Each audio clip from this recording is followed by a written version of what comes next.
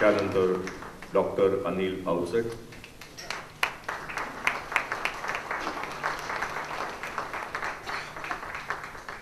त्यानंतर डॉक्टर अपान देशपांडे,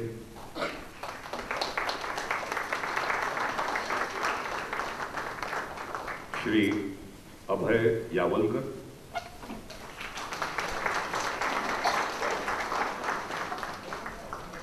आणि आमच्या विनंतीला मान देऊन वेळात वेळ काढून आलेले खासदार आणि पत्रकार संपादक भरतकुमार राऊत.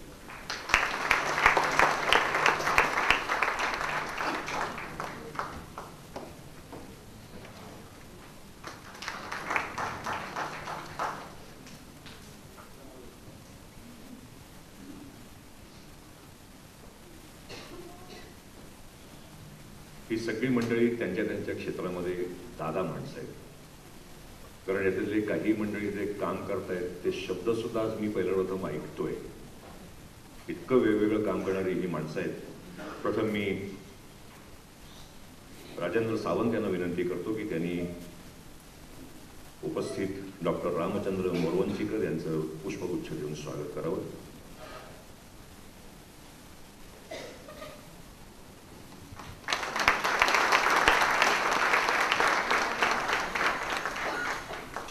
त्यानंतर अजित मराठे यांना विनंती करतो की डॉक्टर अनिल अवचट यांचं त्यांनी पुष्पगुच्छ देऊन स्वागत करावं.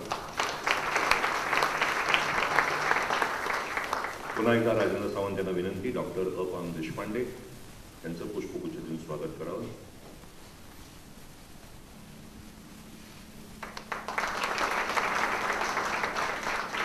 अजित मराठे यांना विनंती की अभय यावलकर यांचं त्यांनी स्वागत करावं. आणि राजेंद्र सावंत आणि अजित मराठे दोघांनाही विनंती करतो की त्यांनी भरतकुमार राऊत यांचं स्वागत करावं.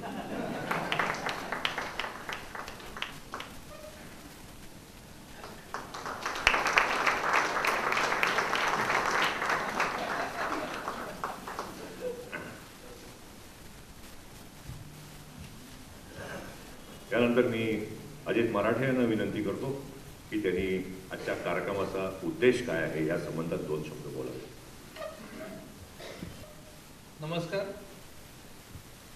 पण सगळे एवढ्या मोठ्या संख्येने आलात, आपल्या सगळ्यांचं स्वागत आहे. आजच्या कार्यक्रमाचे प्रमुख पाहुणे आदरणीय भरतकुमारजी राऊत, जलसंस्कृती तज्ज्ञ डॉक्टर मोरवंचीकरजी,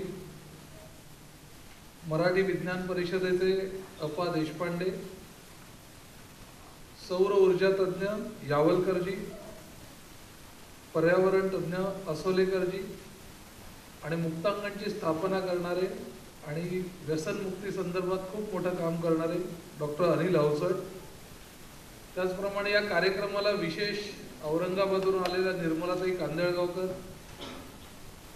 इथे बसलेली माझी आई, आमचे चेअरमन राजेंद्र सावंत, सॅटर्डे क्लबचे माननीय माधवरावजी भिडे, दत्ताजी नलावडे आणि आपण सगळे निर्माणचा आणि या एन्व्हायरमेंट या विषयाशी आपुलकी असलेले सर्व बंधू आणि भगिनींनो,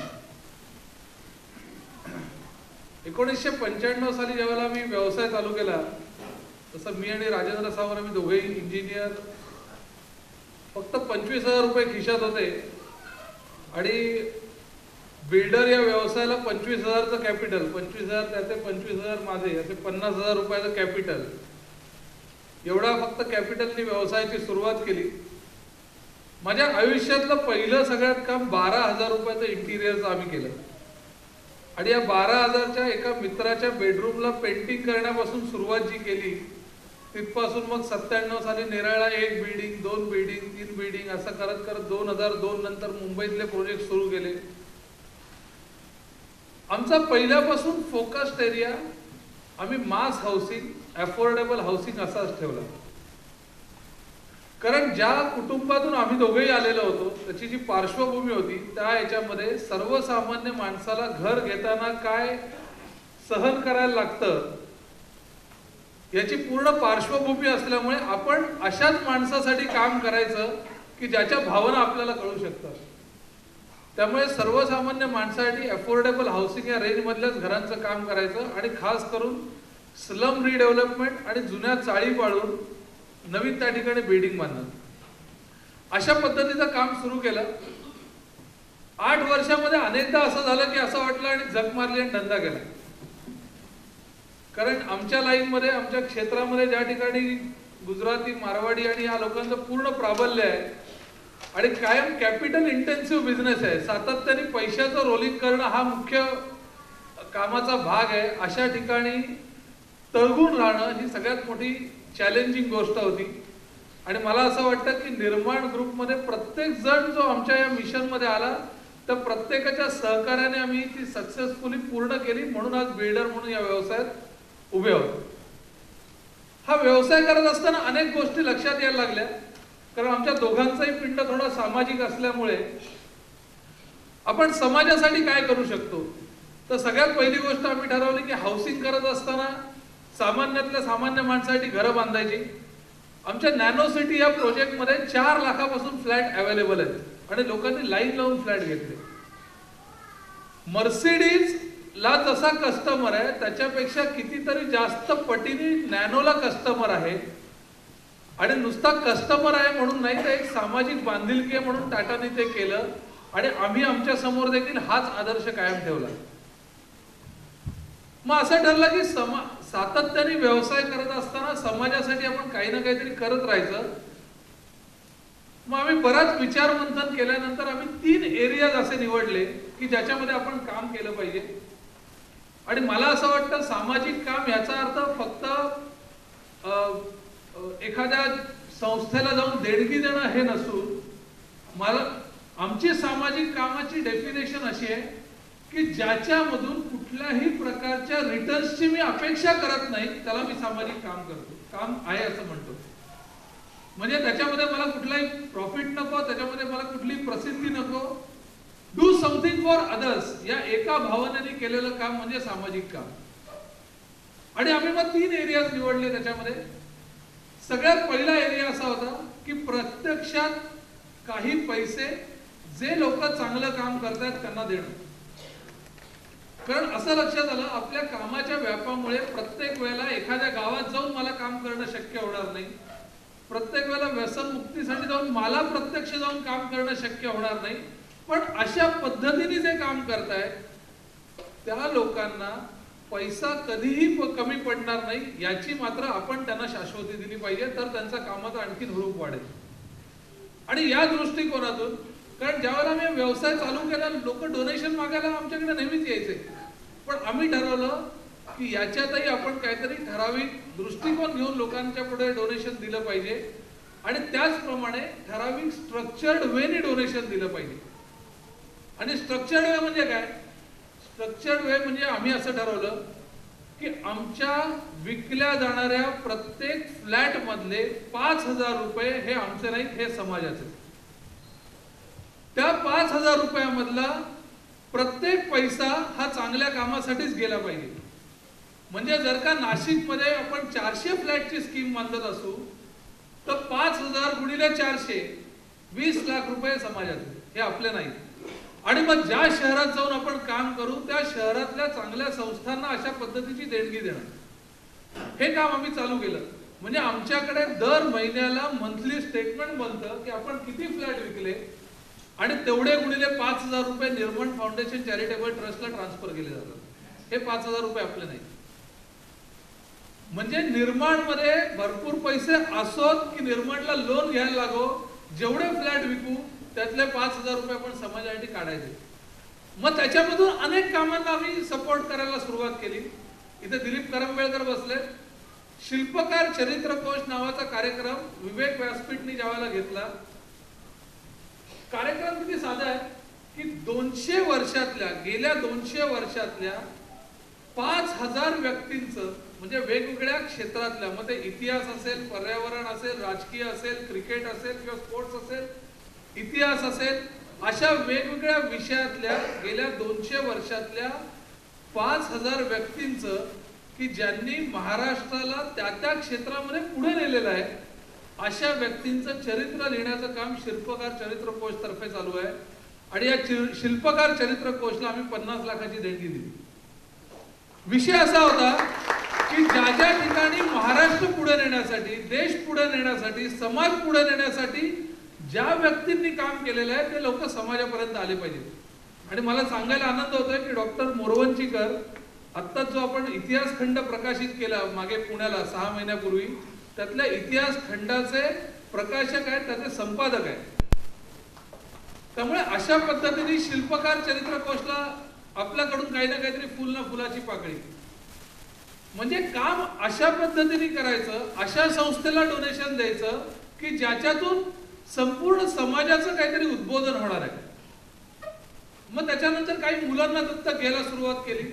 हे करता करता त्यांची संख्या एवढी वाढली की जवळजवळ 300-350च्या वरती मुलांचा शिक्षणाचा खर्च आणि त्यांच्या राहण्याचा संपूर्ण खर्च हा निर्माण फाउंडेशन चॅरिटेबल ट्रस्ट तर्फे केला जातो.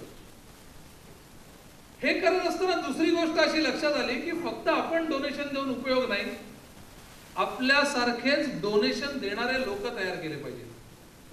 त्यामुळे आम्ही दुसरा एरिया असा ठरवला, तो म्हणजे उद्योजकता विकसित करणं, एंटरप्रेन्योरशिप डेव्हलपमेंट. आणि त्याच्यामध्ये कुठल्याही प्रकारचा स्वार्थ नाही. मराठी माणूस असेल तर तो व्यवसाय पुढे आलाच पाहिजे, त्यांनी नोकरी करता कामाच नाही. मग ते भिडे साहेबांनी ज्या पद्धतीने मोटिवेशन दिलं की सॅटरडे क्लब मध्ये काम करा, एकमेकांना एकत्र या आणि एकमेका सहाय्य करू, अवघे हो श्रीमंत, या पद्धतीने जर का आपण काम केलं, कारण ही श्रीमंती कशासाठी, ही समाजाच्या उपयोगी पडली पाहिजे. मग दुसरं काम असं चालू केलं की एंटरप्रेन्योरशिप डेव्हलपमेंट, उद्योजकता विकास. आणि त्याच्यासाठी आपला लागणारा वेळ, आपला लागणारा नॉलेज, आपल्याकडे असलेला जो काही इतक्या वर्षाचा अनुभव आपण एकत्र केलेला आहे. कारण एक स्वतः मराठी उद्योजक म्हणून काम करत असताना अनेक वेळेला जो अनुभव आला की अरे आता व्यवसाय बंद करावा, अरे नोकरी गेली असती तर बरं झालं असतं, असे विचार अनेक वेळेला आले. त्याच्यातून ज्या वेळेला तगून राहिलो तेव्हा असं लक्षात आलं की हे जे नॉलेज आहे हा आपला ऍसेट आहे आणि हा आपण लोकांबरोबर शेअर केला पाहिजे, तर इतर मराठी तरुणांना, महाराष्ट्रीयन तरुणांना उद्योगात पुढे येण्यासाठी काहीतरी मनोबल त्यांचं मिळेल, त्यांना मोटिवेशन मिळेल. त्याच्यामध्ये एक प्रयोग आम्ही आमच्याकडे चालू केला, तो म्हणजे बिल्डर अंडर बिल्डर. तर असं आहे की बिल्डर बद्दलच वेगवेगळ्या पद्धतीने लोकांची मतं आहेत, चांगली आहेत, वाईट आहेत. माझं असं ठाम मत आहे की जर का मराठी माणसं बिल्डर या व्यवसायात आली तर बिल्डर या व्यवसायाला चांगली रेप्युटेशन येईल. आणि या दृष्टिकोनातून एक बिल्डर कसा तयार करायचा किंवा एक बिल्डर घडतो कसा, ह्याच्यावरती स्वतःच्या अनुभवातून बरेच प्रयोग केल्यानंतर आम्ही असं ठरवलं की काही लोकांना एकत्र करायचं आणि त्यांना बिल्डर बनवायचं. आणि त्या कन्सेप्टला आम्ही नाव दिलं प्रोजेक्ट कोऑर्डिनेटर. प्रोजेक्ट कोऑर्डिनेटर याचा अर्थ सगळ्यात या बिल्डर या व्यवसायाची गंमत काय माहितीये का, याला कुठल्याही प्रकारची डिग्री लागत नाही. अंगुठा छाप माणूस पण बिल्डर होतो आणि गोल्ड मेडलिस्टही बिल्डर होतो. मग पाहिजे काय, ऍटिट्यूड पाहिजे. आम्ही अशा एंटरप्रेन्युअर ऍटिट्यूड असलेली मुलं निवडली, माणसं निवडली आणि त्यांना सांगितलं तुम्ही आमच्या बरोबर या, इथल्या प्रत्येक डिपार्टमेंट मध्ये अनुभव घ्या. हा घेतल्यानंतर प्रत्येक प्रोजेक्ट हँडल करण्याचा अनुभव घ्या. इन्व्हेस्टमेंट सगळी आमची आहे, पैसे तुम्हाला टाकायचं नाही, तुमची रिस्क कमी झालेली आहे. आणि मग काय करा माहितीये, असं 3, 4, 5 वर्ष काम केल्यानंतर उद्या जर का वाटलं की स्वतःचा आता प्रोजेक्ट चालू करायचा आहे, स्वतःचा प्रोजेक्ट चालू करा. आज अशा पद्धतीने 9 प्रोजेक्ट कोऑर्डिनेटर्स आमच्या बरोबर काम करतायत आणि त्या प्रोजेक्ट मधला प्रॉफिट आम्ही त्यांच्याबरोबर शेअर करतो. आणि माझी ही राजेंद्र सावंत आणि आम्ही जी कल्पना काढली ना ही युनिक आहे आणि मी ट्राय करतो त्याला मला ट्रेडमार्क किंवा कॉपीराइट पण कशी करून घेता येईल. मग तिसरा विषय आम्ही असा निवडला की ज्याप्रमाणे डोनेशन दिली पाहिजे, ज्याप्रमाणे उद्योजक तयार झाले पाहिजे, त्याचप्रमाणे आपण ज्या ज्या गावांमध्ये काम करतो त्या गावातल्या मुलांना आपण एज्युकेट करणं हे खूप आवश्यक आहे. आणि हे शिक्षण हे टिपिकल शिक्षण असता कामा नये, तर स्किल डेव्हलपमेंट या प्रकारातलं शिक्षण असलं पाहिजे. भारत सरकारने अभ्यास केल्यानंतर त्यांना असं लक्षात आलं की चायनाची एवढी डेव्हलपमेंट काय, चायनाची एवढी डेव्हलपमेंट आहे कारण जगामध्ये जी आधुनिक तंत्रज्ञान पाहिजे ते तंत्रज्ञान हँडल करण्याचं स्किल्स तिथल्या लोकांमध्ये त्यांनी डेव्हलप केलं. आणि या दृष्टिकोनातून केंद्र सरकारने ITI दत्तक देण्याची योजना काढली आणि आम्ही नेहमीप्रमाणे पहिली उडी मारली आणि 2 ITI दत्तक घेतले. त्यातल्या एका ITI मध्ये आपण centre of excellence for construction industry करतोय. ह्याचा अर्थ काय तुम्हाला थोडक्यात समजावतो. आमच्याकडे जो प्लंबर येतो ना, प्लंबर हा सगळ्यात वाईट माणूस आहे कारण सगळ्या बिल्डिंगची वाट तो लावतो. आणि प्लंबर तयार कसा होतो माहितीये, एखादा प्लंबर गावावरून येतो, UP वरून येतो, बिहार वरून येतो, तो समोर बघतो दुसरा प्लंबर काम करतोय, त्याला वाटतं हा जो काम करतोय ते बरोबर आहे आणि तो तशाच पद्धतीने काम करायला लागतो. कारण त्याला कुठलंही टेक्निकल किंवा जे पारंपरिक जे पाठ्यपुस्तकातलं नॉलेज आहे ते नाहीये, त्याला बघून कळतं की असं काम आहे. आणि मग तो प्लंबर चुकीचं करत असेल, हा तेच शिकतो आणि ते रिपीट करतो, त्याच्या पुढे तेच रिपीट होत जातं. अशा पद्धतीने प्लंबर आमच्या लाईन मध्ये तयार होतो. आम्ही असं ठरवलं की अशा पद्धतीने प्लंबर तयार होण्यापेक्षा जर आपण गावागावातली मध्ये आपला कोकणातला प्रकल्प असेल त्याच्यासाठी कोकणातल्या गावागावामध्ये फिरूया. दारिद्र्य आहे अतिशय, 2 वेळेला खायची भ्रांत आहे.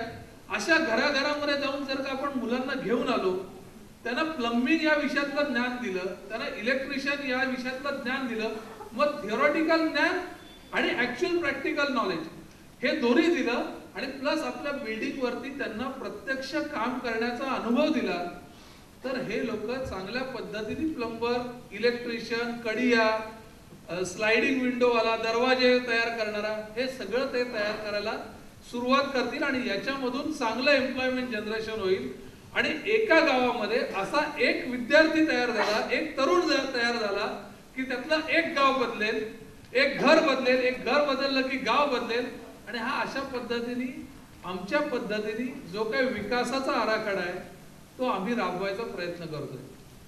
म्हणजे एक प्रत्यक्ष डोनेशन दिले, दुसरा एंटरप्रेन्योरशिप डेव्हलपमेंट केलं आणि तिसरा जॉब जनरेशन, एम्प्लॉयमेंट जनरेशन, अशा 3 विविध विषयावरती काम करतोय. हे करत असतानाच ही कल्पना आली की निर्माण कृतज्ञता पुरस्कार आपण द्यावा. याचं नावही कृतज्ञता पुरस्कार दिलेलं आहे कारण हे सगळे लोक जे ग्रेट काम करतायत त्यांच्याविषयी निर्माणनी व्यक्त केलेली ही कृतज्ञता आहे. त्याच्यामुळे कृतज्ञता पुरस्कार हे नाव दिलंय कारण आम्ही जाऊन काम नाही करू शकत आहे पण आमची भावना व्यक्त करतोय. मागच्या वर्षी प्रकाश आमट्यांना पुरस्कार दिला पण प्रत्यक्ष आम्ही जाऊन त्यांचं काम बघितलं, भन्नाट काम होतं. म्हणजे इन्स्पायरिंग, मोटिवेशन हे सगळे शब्द थिटे पडतील असं काम त्या माणसाने केलेलं आहे. अशा पद्धतीने निर्माण फाउंडेशन चॅरिटेबल ट्रस्ट, जसा निर्माण ग्रुप वाढतोय तसं निर्माण फाउंडेशनचंही काम वाढतंय. अनेक वेळेला लोकांशी मी बोलताना लोक म्हणतात नाही हे सगळं तुम्ही करताय पण असं करून समाज किती बदलेल, देश किती बदलेल. मी म्हटलं मला माहित नाही पण मला एक छोटीशी गोष्ट आठवते, ती सांगतो आणि मी थांबतो. एका समुद्र किनाऱ्यावरती एक साधू उभा होता. समोरून समुद्राची लाट यायची, लाट ओसरली की त्या लाटेबरोबर आलेले मासे जे आहेत ते तडफडून मरायचे तिथे. हा साधू काय करायचा, त्यातला एक मासा उचलायचा आणि पटकन पाण्यात फेकायचा, दुसरा मासा उचलायचा पटकन पाण्यात फेकायचा. त्याचा कित्येक तास हा